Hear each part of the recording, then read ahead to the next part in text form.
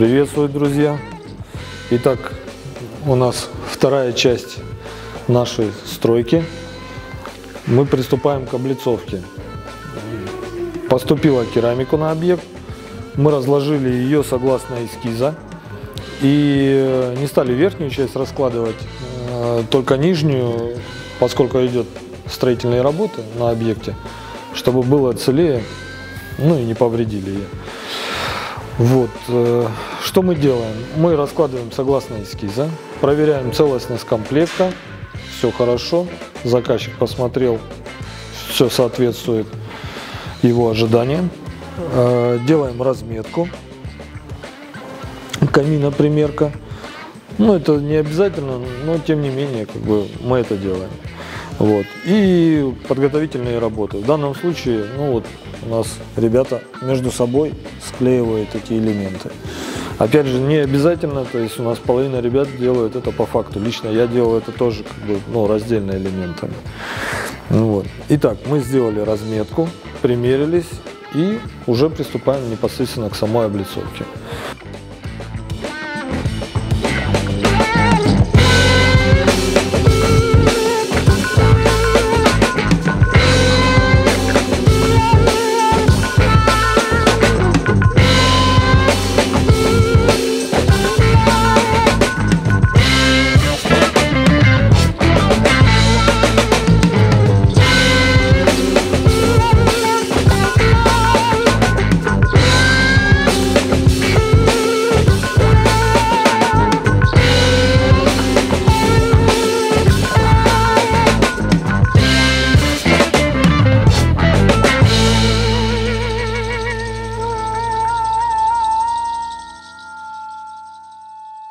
Добрый день, меня зовут Елена, я художник керамика-декор. Я занималась росписью этого камина. На первых этапах работы над росписью мы отбирали материал, в основу легли гравюры французского художника XVIII века Франсуаза Буше, яркого представителя рококо. Мы подбирали другие гравюры, похожие на них, и уже с ними велась работа.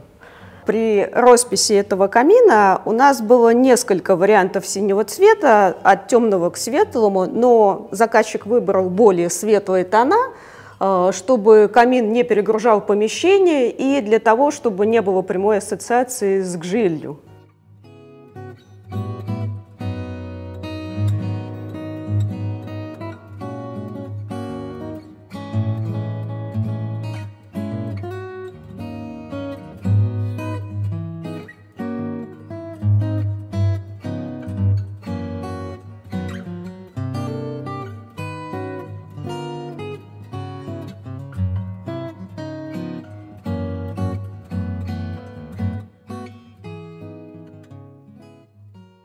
Самая интересная задача была при росписи карниза. У нас есть 3 этажа карниза, в них от 17 до 20 деталей в каждом. И самое интересное было, что надо было непрерывную сценку нарисовать от начала карниза до конца. Для этого брались пейзажи, картинки и соединялись так, чтобы это была одна непрерывная картина. И чередовались пейзажи и сценки с людьми, чтобы было не сильно перегружено сценой. На каждом элементе карниза взята с гравюры была только центральная часть, потому что боковые сцены, боковые части, а иногда и фоны приходилось подгонять под соседние элементы картинки, и, в общем-то, они являются чистой фантазией художника.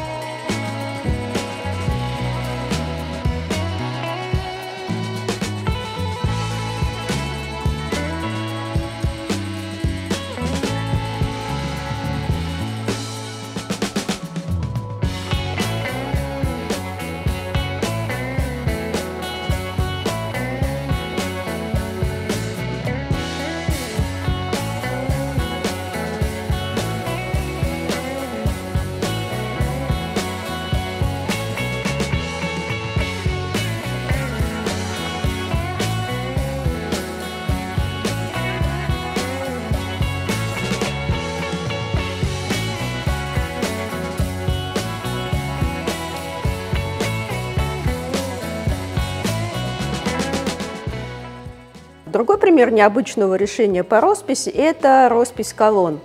Дело в том, что тут картинка должна идти по кругу, так что концы ее надо было соединить так, чтобы переход был незаметен. И у нас таких колонн 10 штук, все с разными рисунками.